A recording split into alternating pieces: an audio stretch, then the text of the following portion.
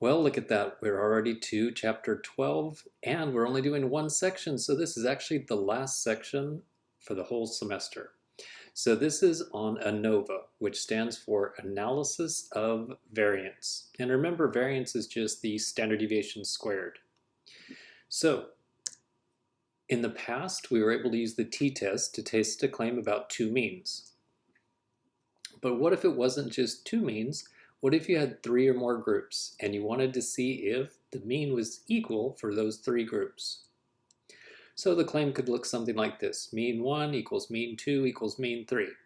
And you could even have 4, 5, 6, 7. You could do a whole bunch of groups all at the same time with one simple test. So for each group, you have to find the mean and standard deviation. And then we're going to see how much variation there is in the three means. In other words, if the three groups are the same, an average of 5, an average of 5, an average of 5.1, they're all pretty much the same, then the variance of those means is going to be very, very small.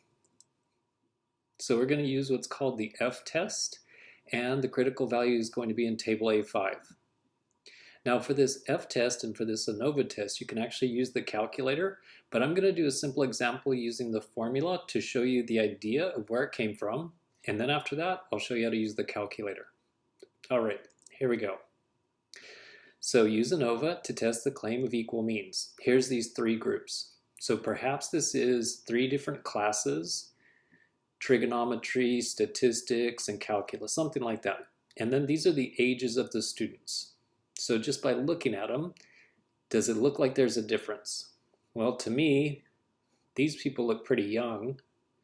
These people are in their early 20s, and then these people are in their late 20s to early 30s. So group 3 definitely looks older.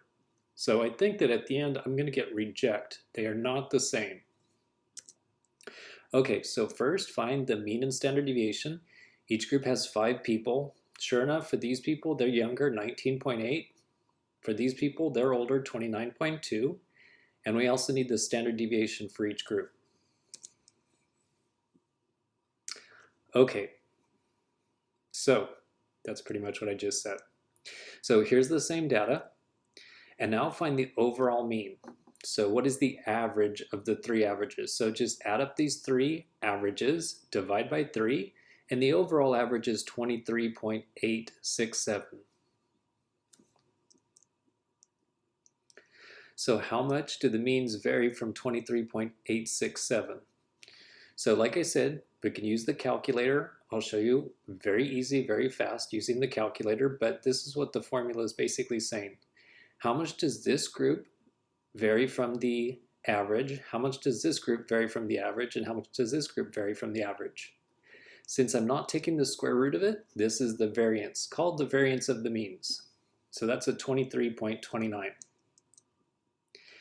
Now also you need to pay attention to how much each individual group varies, or how much variance there is for each one. So variance just means s squared, so you square each one, add them up, and divide by 3.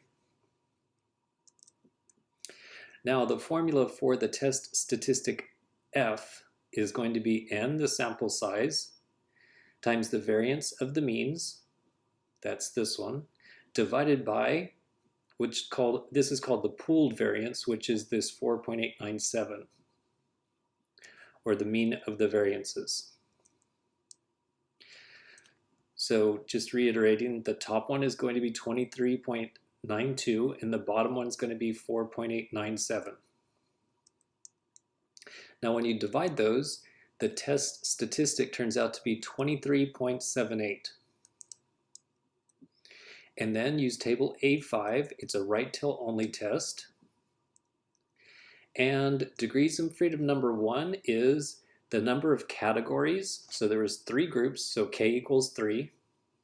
So categories minus 1, that's degrees of freedom number 1. Degrees of freedom number 2 will be that 3 times n minus 1.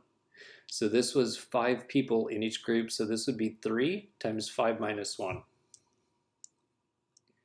So there are the 2 degrees of freedom, a 2 and a 12.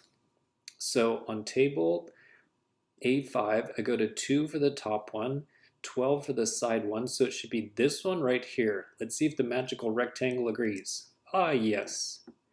So the critical value is 3.8853. So I'm using 95% confidence. That's why this right here is a 0.05. Or right here it says 0.05 in the right tail because it's a right tail only, and we're using 95% confidence.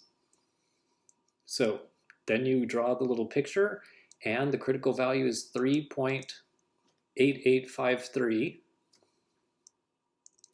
The test statistic was 23.78, which goes way past 3.8853, the critical value. That means reject the claim.